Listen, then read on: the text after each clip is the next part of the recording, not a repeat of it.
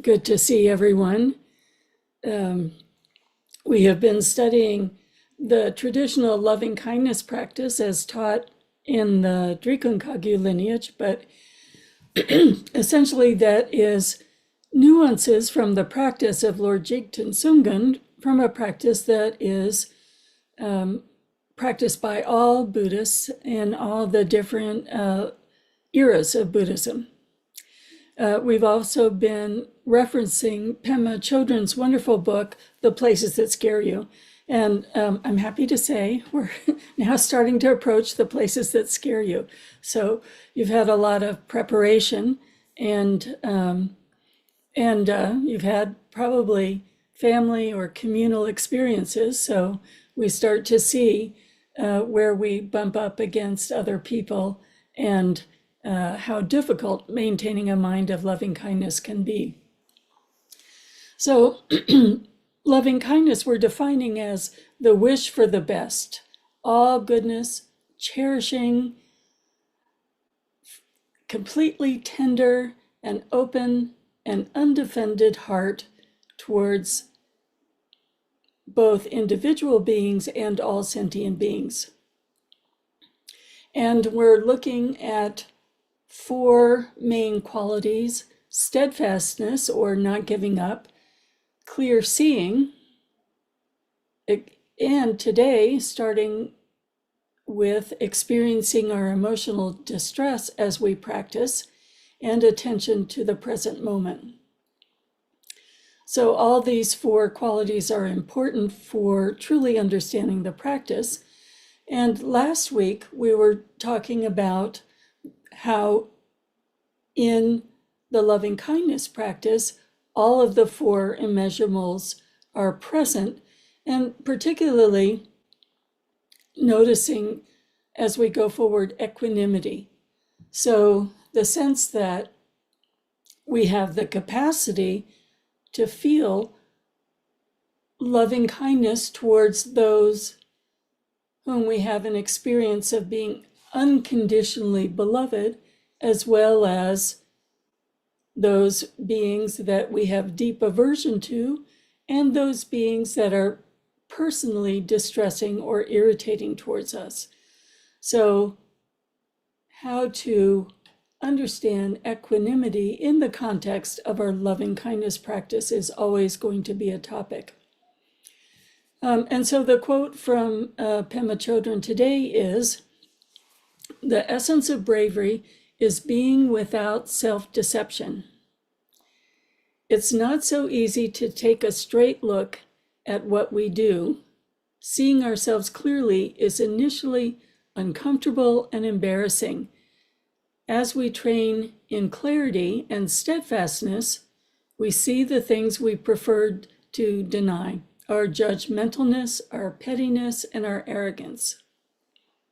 These are not sins, but temporary and workable habits of mind. The more we get to know them, the more we lose our power. This is how we come to trust that our basic nature is utterly simple, free of the struggle between good and bad." And this is really a very important point. We are looking to see habits of mind that we are beginning to understand are workable, in that they are impermanent, in that they are changeable. And the essence of training is understanding, let's say, our shadow sides, and training in these qualities of loving kindness and compassion. And as we do that, we are totally letting go of the habit of mind that defines our shadow as bad and our virtue as good. Rather, it's curiosity about how flexible our mind actually is and what is effective training for us. And the purpose of this investigation, I think we'll be working with the loving kindness practice for almost 3 months, is to see all the different concepts and skills you can develop that are effective for you, and at different times, different tools will be interesting and effective. So she goes on to say, a warrior begins to take responsibility for the direction of their life. It is as if we're lugging around unnecessary luggage or training. Loving kindness practice encourages us to open the bags and look closely at what we're carrying. And doing this, we may begin to understand that much of it isn't needed anymore. So, in terms of the four qualities, steadfastness, clear seeing, experiencing our emotional distress, and attending to the present moment, we're going to take a closer look at experiencing our emotional distress when we encounter it in this meditation practice, becoming curious about it, investigating its root, seeing its impermanence, and a strong tool for this is connecting to the present moment, because emotional distress is often arising from things that have happened in the past or things that we predict will happen in the future, not this present moment, this 1 hour when we're studying meditation together. So I'm not suggesting that folks go into trauma that you're unprepared to deal with. I really suggest that there may come a time when you want to use this practice relative to trauma, but in that case, you should ask for help from a spiritual friend or a therapist to sit with you. So we are starting with, let's say, difficult and irritating circumstances when we lose our wonderful loving kindness state of mind. And the guidance that actually there's going to be a lot of guidance for this, but the chapter that I'm looking at right now is entitled Meeting the Enemy. And in this chapter, Venerable Pema talks about the near enemy of loving kindness and the far enemy of loving kindness. So the far enemy of loving kindness is really easy to understand. The far enemy of loving kindness would be its opposite, or hatred, anger, or aversion. So when we imagine politics today, we can get angry. When we imagine the world situation, we can easily extend loving kindness to victims, but we often find it difficult to, with equanimity practice, extend loving kindness to the perpetrators. So that's the far enemy. We have aversion to perpetrators, and essentially, this is still a fairly distant situation for us. It's not happening right now to us directly. So the victims are essentially what we would say are neutral people, people that we don't know, and the perpetrators border neutral and aversion or anger or hatred in a reactive response. What's interesting, though, the far enemy is easier to recognize and sometimes easier to work with than the near enemy. The near enemy of loving kindness is attachment. And Venerable Pema says there are 4 relationships that are particularly sticky in our loving kindness practice. Relationships between parents and children, you might have experienced that this week. Between lovers, also, you may have experienced this week. And between, 3 relationships, between spiritual teachers and their students. So all of these are sticky relationships because there is attachment. So although we have an openness in these relationships, and we have an aspect of loving kindness arising, we also have attachment arising. Venerable Pema goes on, and she uses a Tibetan word for attachment called lenchek. Lenchek points out how free-flowing love can go astray and get stuck. It is characterized by clinging and self-involvement. It's like weaving ourselves into a web of shared neurosis, which by its nature inhibits human growth. Inevitably, lenchek in relationships turns into a source of irritation and blindness. Loving kindness is different from attachment or lenchek because it's not based on need. It's genuine appreciation and care for the well-being of another person for their own sake, not because they're worthy or unworthy, not because they're meeting your expectations or not meeting your expectations, not because they're loving in the way you would hope they would be loving towards you or not. Has nothing to do with that. It is unconditional. And often in the relationships that she's describing, we have conditions. I want you to give me what I need. I want you to be loving towards me. I want you to return the love that I feel like I need. Anyway, I think you all get it. There's a complexity in the relationships she's describing.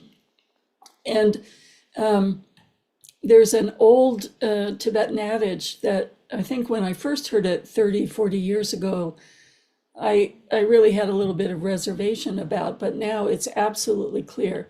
And that's that over time, friends become enemies and enemies become friends. So we have, wonderful relationships, we have a disagreement, then all of a sudden we have enemies. We have enemies that all of a sudden do a kindness for us and they become friends. So there's what we call it life's roller coaster. But what's fascinating is that it is sometimes more difficult to do this loving kindness practice towards our dear friends and family due to discord, mixtures of historic wounds, sometimes betrayal, sometimes violence. So it is profound in conjunction with the relationships in the category of our near enemies or our complicated relationships within our families and loved ones. Certainly, we're aware of many, many sanghas where there have been, not only sanghas, we look at religions across the world and see that spiritual teachers can't always walk the talk, let's say, and people experience deep wounding when that happens. So there's also that complicated attachment to spiritual teachers and the sense of needing something from spiritual teachers and wanting them to be, let's say, embodiments of the ideal, which only a very, very rare few are able to do.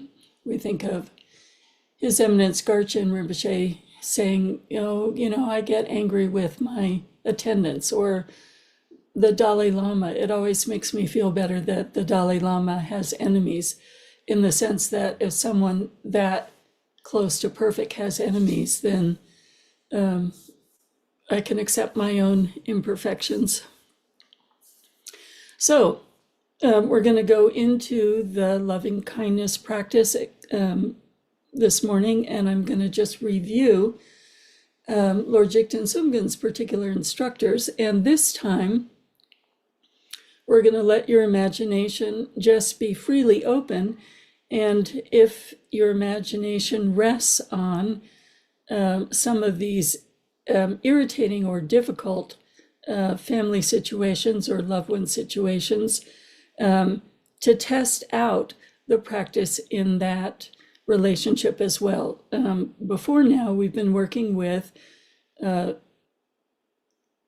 beloved, loved ones, friends, and neutral people.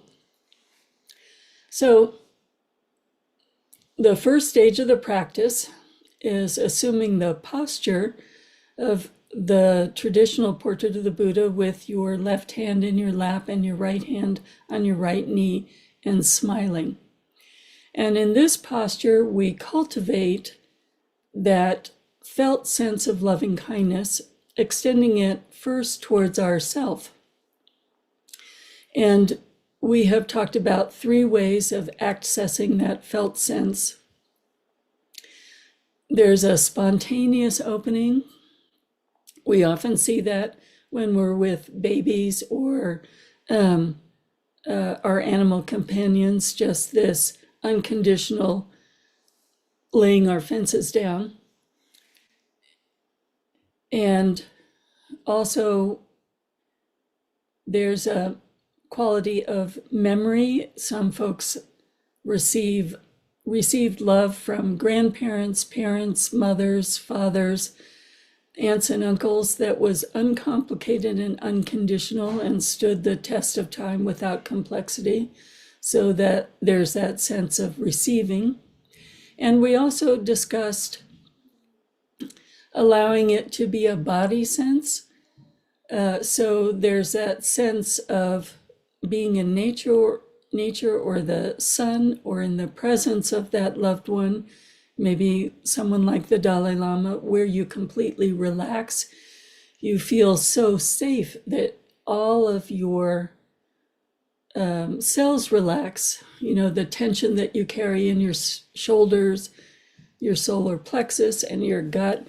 There's that deep relaxation in feeling safe and secure in being loved. So we allow ourselves to fill up to the limit of our capacity today. And then when you're full, there's the quality of extending that loving kindness, allowing it to radiate. And Lord Jigten Sumgön describes it as a spiral going out from your heart.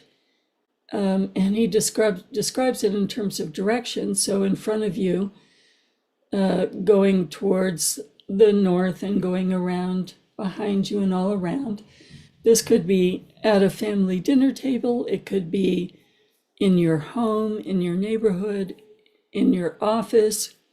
It could be in the waiting room of a doctor's office, you know, in the airport.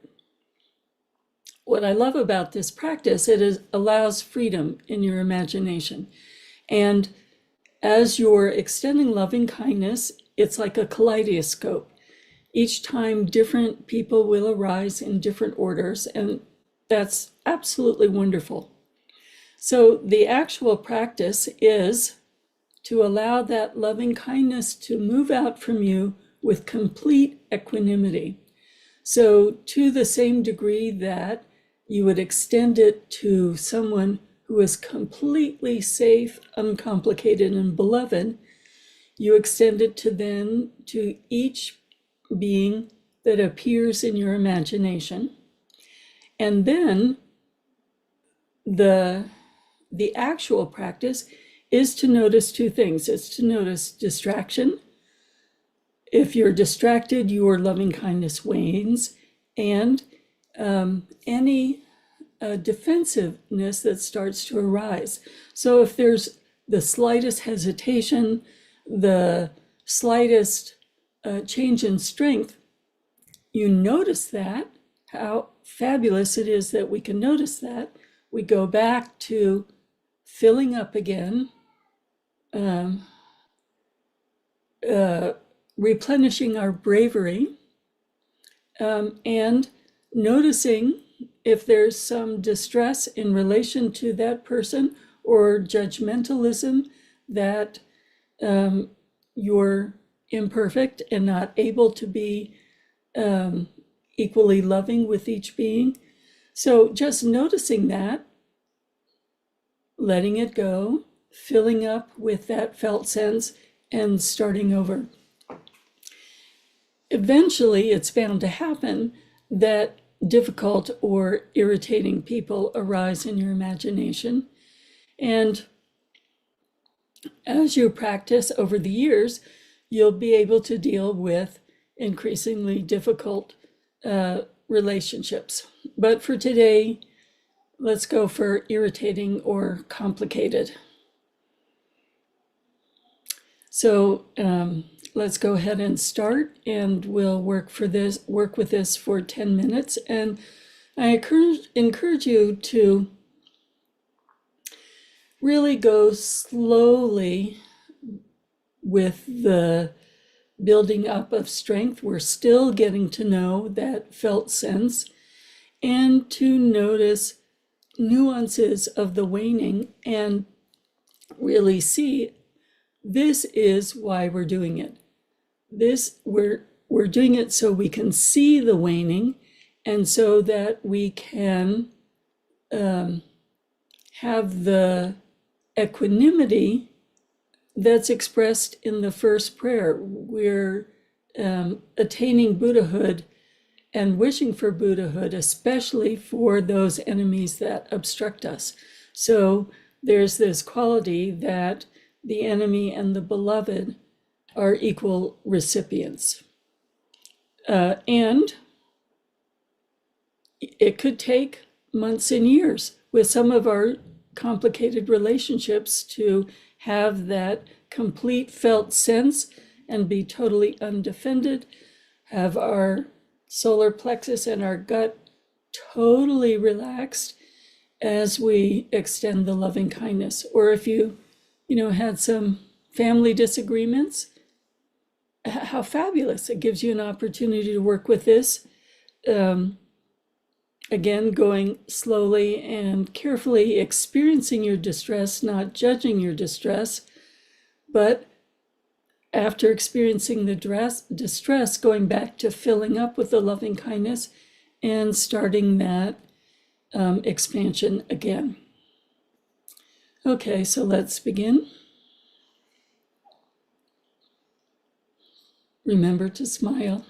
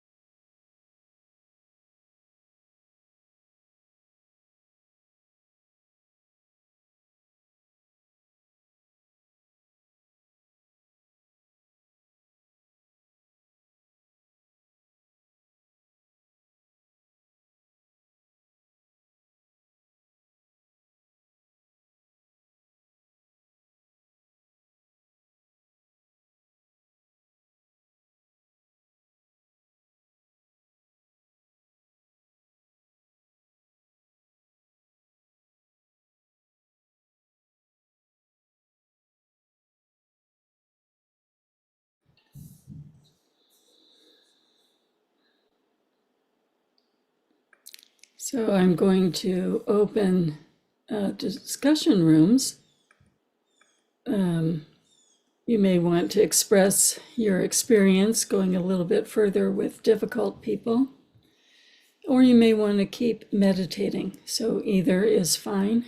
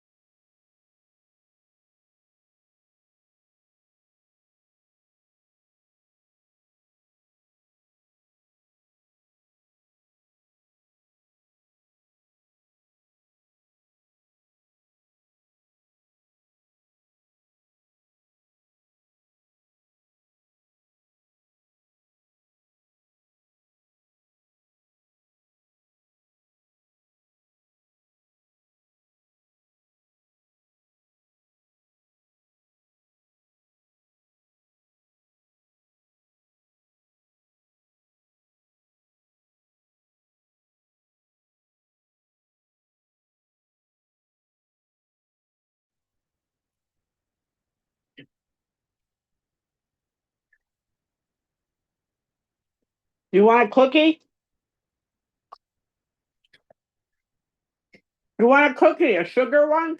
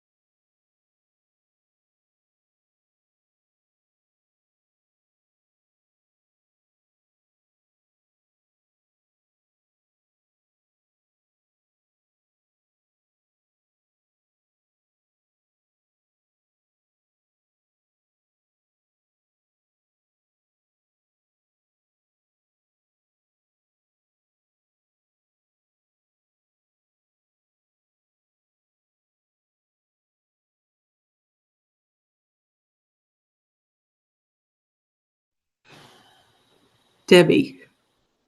As people are coming back in, I'll close the YouTube. Bodhicitta, excellent and precious mind, where it is unborn, may it arise. Where it is born, may it not decline, but ever increase higher and higher. So you see, we're working on the ever increase.